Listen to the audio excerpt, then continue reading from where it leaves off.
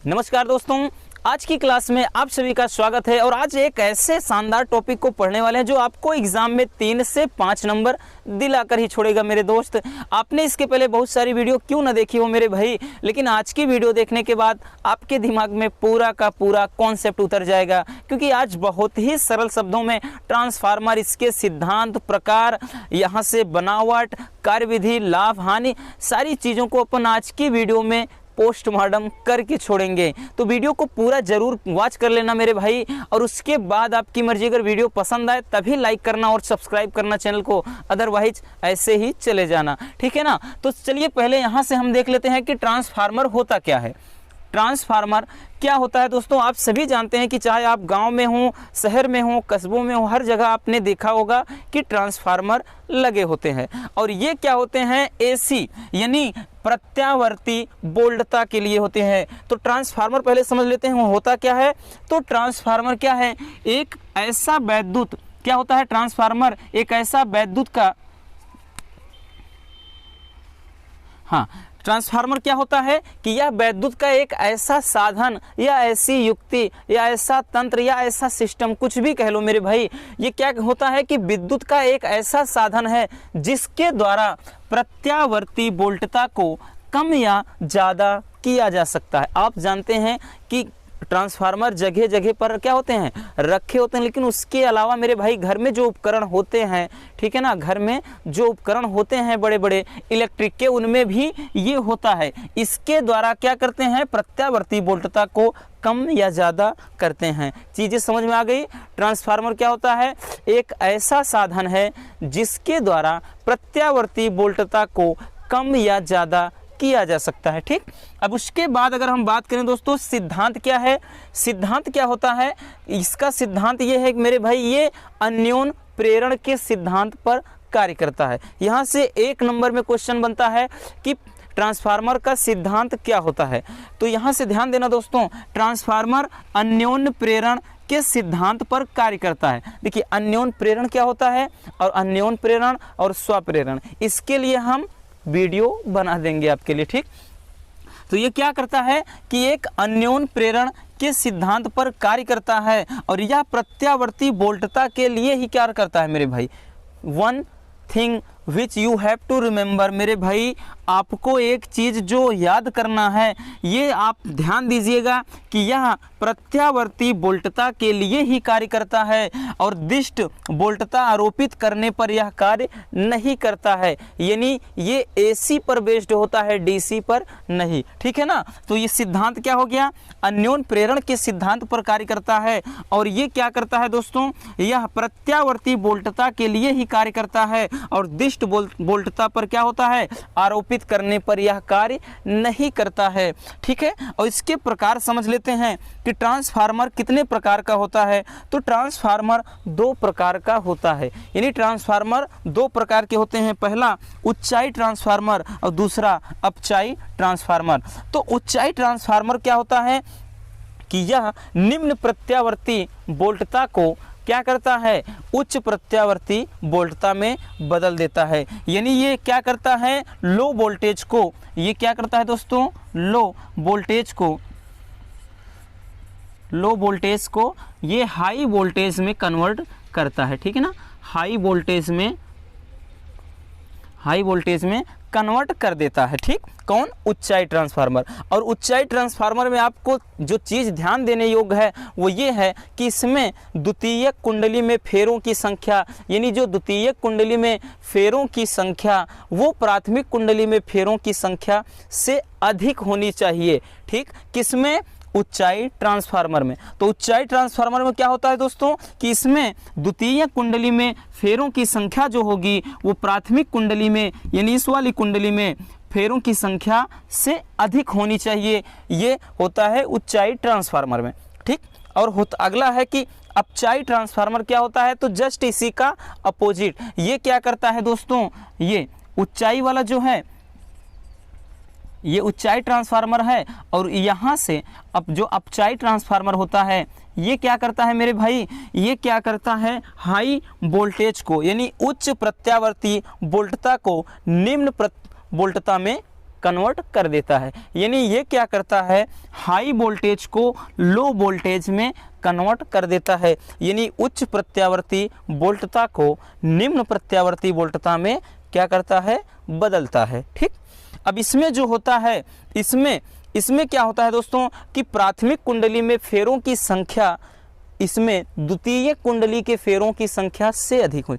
अब की बार क्या है, ऊंचाई में क्या होता है दोस्तों कि द्वितीय कुंडली में फेरों की संख्या प्राथमिक कुंडली में फेरों की संख्या से अधिक होनी चाहिए, लेकिन इसमें क्या होता है, जस्ट उसी का अपोजिट। इसमें क्या होता है कि इसमें प्राथमिक कुंडली में फेरों की संख्या द्वितीय कुंडली में फेरों की संख्या से अधिक होनी चाहिए। तो ये रहा ट्रांसफार्मर के प्रकार। अब इसके देखते हैं बनावट को, फिर कार्यविधि को, फिर इसमें जो भी लाभ या हानि होते हैं। ठीक, तो पहले आप इसको अच्छे से स्क्रीनशॉट कर लेना मेरे भाई। हमारे पास व्यवस्था तो नहीं है कि आपको हम डिजिटल बोर्ड में पढ़ाएं, लेकिन मेरे दोस्त आपसे ये मेरा वादा है कि आपसे, क्योंकि हम ऑफलाइन भी पढ़ाते हैं, बार बार आपको ये चीज़ बता दी है। अभी हाल ही में हमने एक पोस्ट भी किया था कि हमारे यहाँ एक बच्चे ने पूरे ज़िले में, हमारे यहाँ प्रयागराज में टॉप किया है, वो भी लिखित परीक्षा में, ना कि वो प्रमोट हो करके पास हुई है एक लड़की। ठीक, तो मेरे भाई क्या होता है कि हमेशा शिक्षा की एक खास बात होती है कि मेरे दोस्त,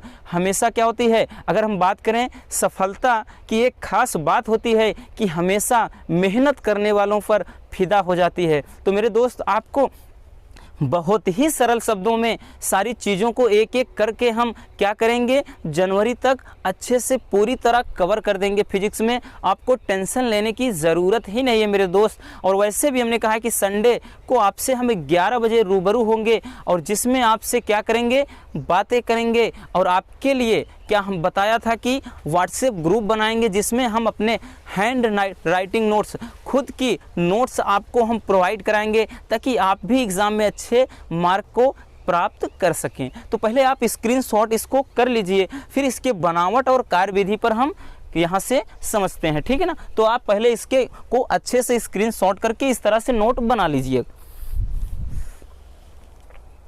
चलिए अब आगे यहाँ से समझते हैं कि ट्रांसफार्मर की बनावट कैसी होती है और इसकी कार्यविधि को समझते हैं, क्योंकि यहाँ पे सिद्धांत को समझ लिया और इसके प्रकार को समझ लिया। तो दोस्तों इसमें अब यहाँ से देखिए इसकी बनावट कैसी होती है। तो इसमें क्या करते हैं, नर्म लोहे की क्रोड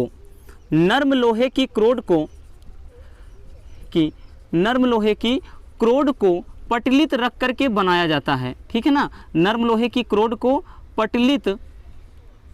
पटलित रख करके बनाया जाता है। अब देखिए नर्म लोहे की क्रोड, ये दोस्तों जो आप देख रहे हैं ये पत्तीनुमा, आपने देखा होगा कि ट्रांसफार्मर में जो घर में स्टेबलाइजर यानी स्टोपलाइजर जिसे कहते हैं, उसमें आपने देखा होगा कि पत्तीनुमा एक के ऊपर एक रख करके इसको बनाते हैं। अब ऐसा करते क्यों हैं, क्योंकि यहाँ से एक क्वेश्चन और उठता है कि जो ट्रांसफार्मर की क्रोड किसकी बनी होती है। पहला क्वेश्चन ये तो ये होता है नर्म लोहे की क्रोड। फिर क्वेश्चन पूछता है दोस्तों कि नर्म लोहे की क्रोड को पटलित रखकर क्यों बनाया जाता है। तो पटलित रखकर मेरे भाई इसलिए बनाते हैं ताकि इसमें भंवर धारा को कम किया जा सके। अब देखिए क्वेश्चन यहाँ से भी आपके दिमाग में आ रहा होगा कि आखिर भंवर धारा किसे कहते हैं। क्या होता है कि भंवर धारा किसे कहते हैं। तो भंवर धारा क्या होता है दोस्तों कि जब किसी कुंडली से संबद्ध चुंबकीय फ्लक्स के मान में परिवर्तन करते हैं, तो उसमें एक प्रेरित धारा उत्पन्न हो जाती है, उसी को कहते हैं भंवर धारा। ठीक, जब किसी कुंडली से संबद्ध यानी चुंबकीय फ्लक्स इसके मान में परिवर्तन करते हैं दोस्तों, तो क्या होता है, कुंडली में एक प्रेरित धारा उत्पन्न हो जाती है, उसी धारा को भंवर धारा कहते हैं। और ये धारा चुंबकीय फ्लक्स के मान में परिवर्तन का विरोध करती है। ठीक, इससे क्या होता है, अत्यधिक ऊष्मा हानि होती है, यानी जो भी ऊर्जा इसमें मिलती है वो ऊष्मा के रूप में बदल जाती है, इससे बहुत ज़्यादा एनर्जी लॉस होती है। और इसी समस्या से बचने के लिए नर्म लोहे की क्रोड को पटलित रखा जाता है। ठीक, चीज़ें समझ में आ गई। अगर आता है कि भंवर धारा यानी इसके क्रोड को पटलित क्यों रखा जाता है, तो सिंपल सी बात है, ताकि भंवर धारा को कम किया जा सके और इसमें ऊर्जा जो ऊष्मा के रूप में हानि होती है, अर्थात उसका जो क्षय होता है, उसे कम कर सकें। ठीक, तो यहाँ से अब इसकी कार्यविधि को समझ लेते हैं दोस्तों। कार्यविधि को समझने से पहले बनावट में ये समझ लेते हैं प्राथमिक कुंडली और द्वितीयक कुंडली क्या होता है। तो ध्यान देना, जो कुंडल यहाँ से पटलित रखते हैं अर्थात जो क्रोड रखते हैं दोस्तों, उसमें उसके एक भुजा में क्या होता है कि तांबे के तार से कई बार लपेट करके कुंडली बनाई जाती है जिसे प्राथमिक कुंडली कहते हैं। और इसी के सामने दूसरी भुजा पर भी तांबे के तार से लपेट करके एक कुंडली बनाई जाती है जिसे द्वितीयक कुंडली कहते हैं। क्या कहते हैं? द्वितीयक कुंडली कहते हैं। ठीक, प्राथमिक कुंडली क्या होता है? तो नर्म लोहे की क्रोट के एक सिरे पर क्या करते हैं, इसमें तांबे के तार को लपेटकर एक कुंडली बनाते हैं जिसे प्राथमिक कुंडली, और इसके सामने दूसरी भुजा पर भी तांबे के तार को लपेट करके एक कुंडली बनाई जाती है जिसे द्वितीयक कुंडली कहते हैं। ठीक है ना। अब उसके बाद ध्यान देना दोस्तों, इसमें कार्यविधि क्या होता है कि जब इसे किसी प्राथमिक कुंडली के सिरे यानी एसी स्रोत से, जब इसको किसी एसी स्रोत से जोड़ देते हैं दोस्तों, तो जब जैसे इसमें धारा प्रवाहित होती है तो इसमें क्या होता है, प्राथमिक कुंडली में चुंबकीय फ्लक्स के मान में परिवर्तन होता है। और इसके कारण क्या होता है दोस्तों, द्वितीयक कुंडली में भी चुंबकीय फ्लक्स के मान में परिवर्तन होता है। यानी प्रेरित जो धारा होती है इसमें उत्पन्न होती है तो इसमें भी उत्पन्न होती है, क्योंकि हम सभी जानते हैं दोस्तों कि जो प्रेरित धारा अर्थात हम बात करें प्रत्यावर्ती जो धारा होती है उसमें क्या होता है, समय के साथ उसकी दिशा और परिमाण दोनों बदलती रहती है। ठीक, तो इस कारण क्या होता है, जैसे ही इसे किसी ऐसी स्रोत से जोड़ते हैं तो प्राथमिक कुंडली के चुंबकीय फ्लक्स के मान में परिवर्तन होता है और इसके कारण द्वितीयक कुंडली के चुंबकीय फ्लक्स के मान में भी परिवर्तन होता है। ठीक, ये चीज़ें हम बोल रहे हैं, आप इसको लिख भी सकते हैं। तो ऐसी सिचुएशन में मेरे दोस्त इसमें क्या हो जाता है, किरचॉफ कह रहे हैं कि इसमें फैराडे के नियम के अनुसार, फैराडे के दूसरे नियम के अनुसार जो प्राथमिक कुंडली में दोस्तों, प्राथमिक कुंडली में जो प्रेरित विद्युत वाहक बल होगा, प्राथमिक कुंडली यानी ईपी, प्राथमिक कुंडली पी यानी प्राइमरी, ठीक, ई क्या है, विद्युत वाहक बल। प्राथमिक कुंडली में जो प्रेरित विद्युत वाहक बल होता है वो हम सभी जानते हैं, वो क्या होता है, इस सूत्र यानी इस सूत्र से उसे दर्शाते हैं। ठीक, विद्युत वाहक बल क्या होता है, द्वितीयक कुंडली में चुंबकीय फ्लक्स के परिवर्तन के ऋणात्मक दर के बराबर होता है, ये जानते हैं। और एनपी क्या है, प्राथमिक कुंडली में फेरों की संख्या।